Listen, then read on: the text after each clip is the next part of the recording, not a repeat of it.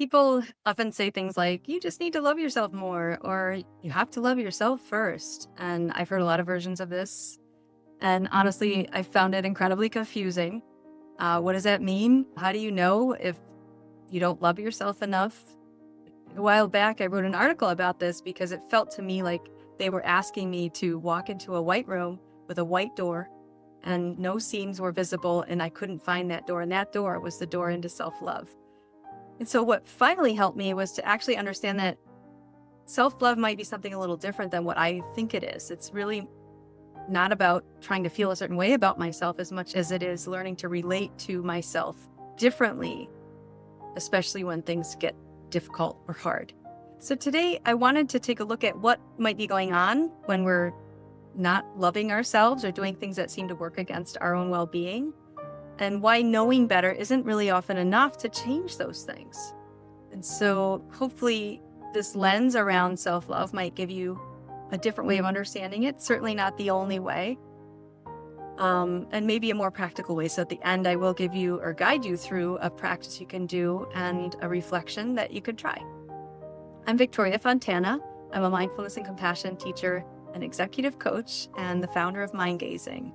And this is No User Manual, a podcast really about bringing awareness and compassion to those patterns that are keeping us stuck so that we can relate to ourselves differently with more kindness, with greater freedom and choices in our lives.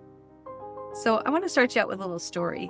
The other day, a friend of mine was telling me this story about how his mother called him up. It was a Saturday morning, and he had a long week, and he was just looking forward to kind of chilling out, having his coffee, taking a slow morning.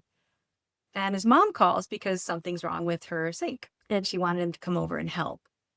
And, he was telling me that he was just thinking like, I'm not asking for much. I just want my morning. And he had imagined one scenario and things started going in a different direction. And that brought up some irritation for him.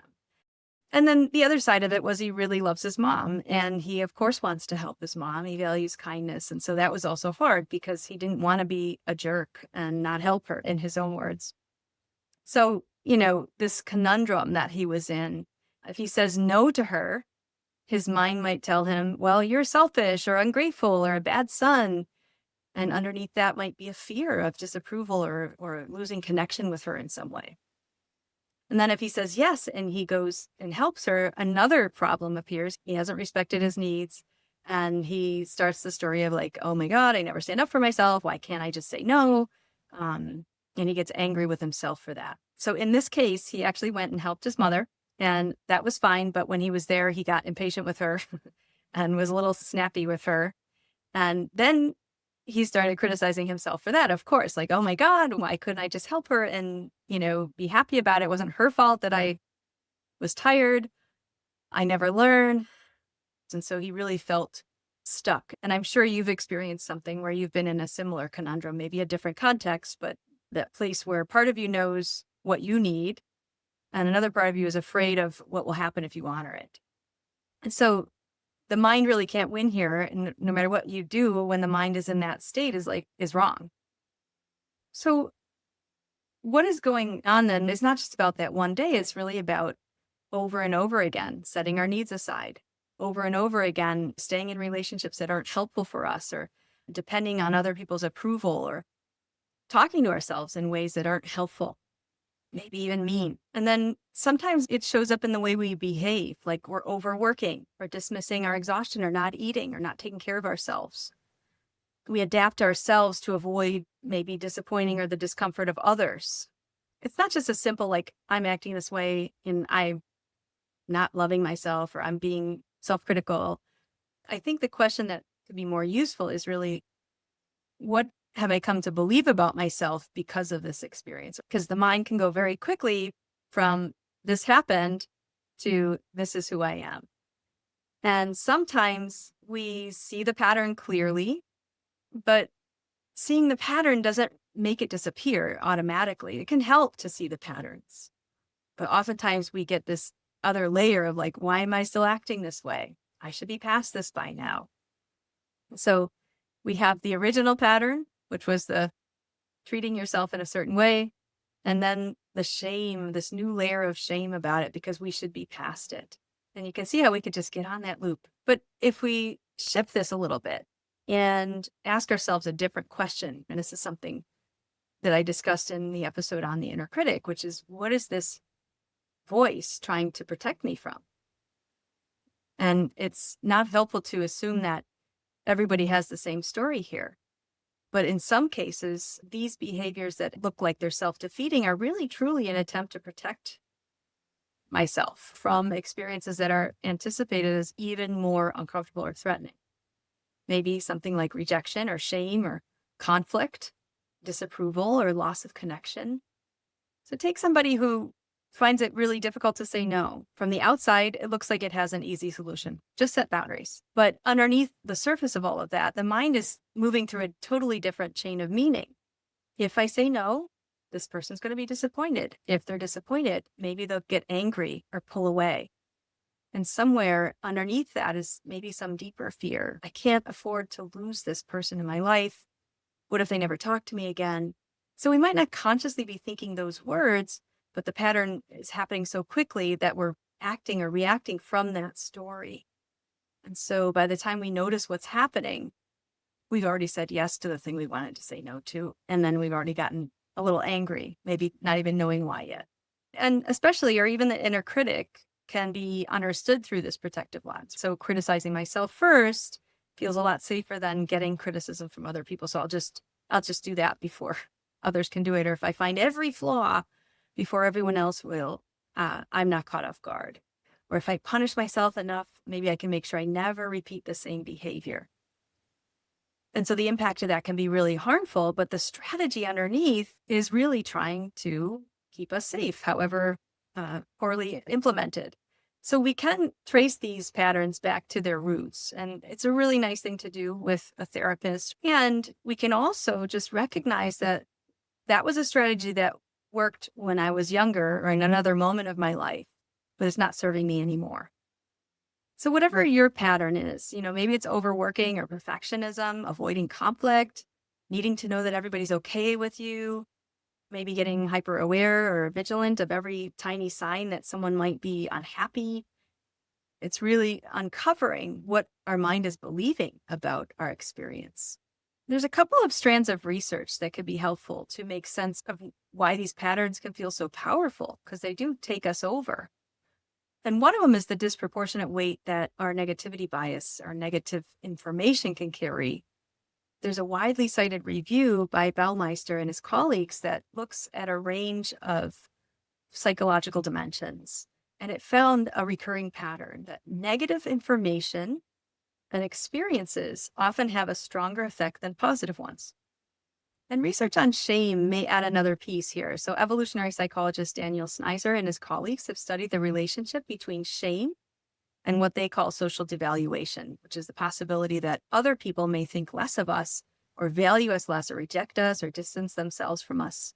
And across cultures, they found that people tend to feel more shame about those actions or those traits that were likely to be judged negatively, which makes sense. And this can help us understand why something as ordinary as disappointing another person, something so simple, can feel so much larger than the actual situation we're in. The meaning that we make underneath it feels enormous. And that's why that instruction of just set a boundary might be as frustrating as just love yourself. That frightened part needs something else. It needs a little more than just a piece of advice. And so that brings me to the beauty of all of this. And for me, self-compassion was one of those things that finally made the whole idea of self-love more understandable. And a lot of how I understand this comes from my teacher and from the compassion-based resilience training, or CBRT, which was developed by Dr. Joe Luizzo at Nalanda Institute. And it's a program that I also teach. And the CBRT works explicitly with mindfulness, reactive emotions and beliefs, self-compassion, our common humanity, and how we can develop a wiser and more resilient way of relating to ourselves and to others. And also in self-compassion research, Kristen Neff describes self-compassion through three central elements, which is mindfulness, common humanity, and self-kindness. And for me, the important point here is that self-compassion is really a practice. That's a really big thing. It's not something I do once. it really gives us a way to work with what's happening underneath the behavior over and over again. Self-compassion begins with becoming aware, and that's the mindfulness step, noticing what's actually happening. So in the mother with the sink example, we can slow this down. And there's one true fact. The mother called him and asked him for help with her sink. And then there's everything that happened inside him. So we notice what the body did. His body might have felt tense or agitated. What emotions were there? Maybe he felt guilty, angry, frustrated. And maybe his mind was having thoughts. Those were like, I have to go, or I should want to help, or I want to stay home, all of those thoughts that were going on. And what we're looking at here is, can I notice all of those without immediately turning it into another reason to attack myself? Because the awareness itself can easily become, hey, here I am doing this again. I know better. Even people who've practiced mindfulness for a long time, it's a typical thing. No, I practice mindfulness. I shouldn't be having this reaction. So we're just adding on another layer of shame. And that's why we bring in these attitudes of curiosity and non-judging. And so can you get curious about what's happening? And before you decide what to do. So when we get curious, that wiser part of us begins to see the more vulnerable part and sees those patterns more clearly. And so then the next question is, how do we relate to that part of us that's frightened? And so people could use different language for this part of us. Sometimes they call it the sensitive side or the inner child or the gremlin or the inner critic, whatever you want to call it. I prefer the nicer names. When we're completely engulfed in that part of a story, it can feel like that's the whole truth. And self-compassion gives us a different position from which we can relate to that. And that part of us, that's the wiser part, can be present and hold all of that experience.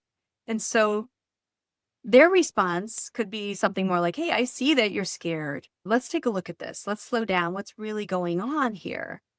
And that helps create a calm. It calms the nervous system, and it also helps, give us more creativity. And that's where we bring this common humanity, remind ourselves that, this is part of being a human being. And anybody who's fearing this would feel that way. Anybody who's fearing being rejected would not feel great. And so the shame is telling us that, oh, I'm the only one this is happening to. I should know how to handle this. But tapping into our common humanity is saying, hey, you're not alone. Everybody struggles with this. But we don't leave it there. We also challenge those beliefs, because whatever we might be fearing may or may not be true. And so when the shame starts to loosen, we start to relax, and there's more room to actually look honestly, because we're not feeling so embarrassed about what happened. We can examine that story. And sometimes we find some interesting layers here. So I just want to bring in two of these layers, or two beliefs that might be useful to it. The first one is the actual prediction. So I might be afraid of something, but what I'm afraid of may or may not be true. I'm predicting an outcome that I don't want to happen. So the son is thinking, if I don't go immediately, my mother will be hurt or angry. And so that first question is, do I know that for sure? And that doesn't mean we're plugging in some false reality or false reassurance. We're not saying, oh no, she definitely won't be upset. We don't know that either. So she might say, hey, yeah, come at noon, no problem, or come tomorrow. Or maybe she does get angry. Maybe she makes him feel guilty or tries to make him feel guilty. So there are many possibilities. And we want to recognize, what is the version my mind is telling me? And is it a reality? Because it's not yet a reality. It's a feared future. And then we can recognize a second belief underneath that prediction. If the thing I feared does happen, I won't be able to handle it. So suppose the mother does get angry. Can he tolerate her disappointment without immediately abandoning himself? Can he stay grounded while someone he loves is unhappy with him? And if he's genuinely caused her harm, can he apologize and repair it? And if he's not done something wrong, can he hold his boundaries and allow the discomfort to be there? And so we're not reassuring ourselves that nothing bad will happen. It's really more about, I have resources now and I can see what's happening. And since I can see what's happening, I can ask for support, I can learn, I can repair it, I can do whatever's needed, because I can stay with myself even when something's difficult. And so I think I could handle more than that frightened part of me believes I can. And so there's these two aspects, which is what is the story I'm telling myself? Is it actually true? So which opens up all these possibilities. And then there's the, if that worst case scenario happens, reminding yourself that you can actually show up and handle it, which is also self-compassion. Our minds and bodies don't have switches that we can flip on and off, but that would be great. Our protective part of us isn't going to change overnight just because we've challenged it once. It learns through experience. And so maybe we have to practice. Like maybe before we automatically say yes, we make it an intention to say, every time I'm faced with a decision like this, I'm going to pause. I'm really going to ask myself what I need in that moment.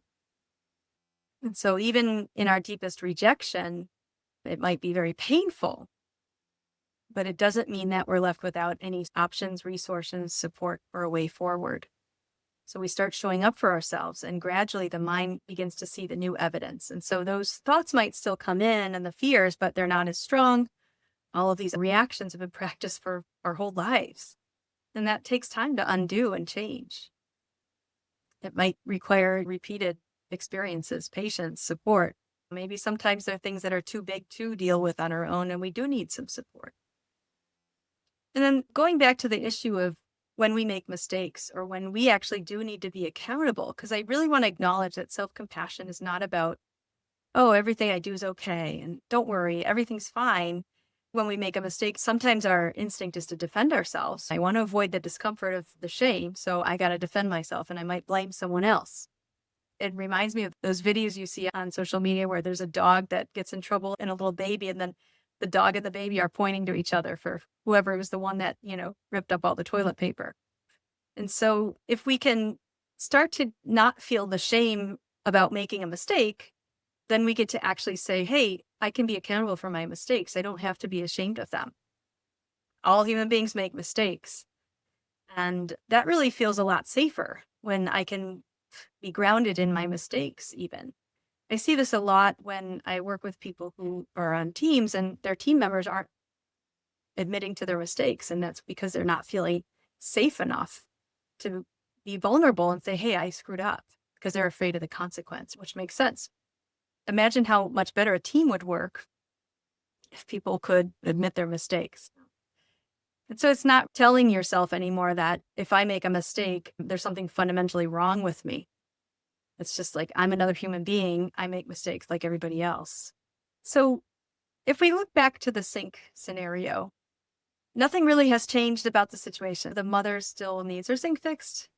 But when we meet that with awareness, that person responding has more room.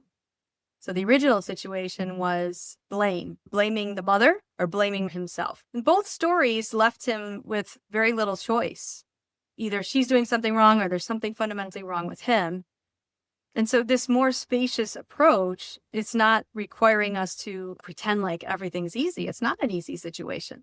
There's two conflicting desires here. But it does allow us to have a greater reality of the picture and also see all of the mechanisms that are going on underneath, tap into what's important, and recognize the choices.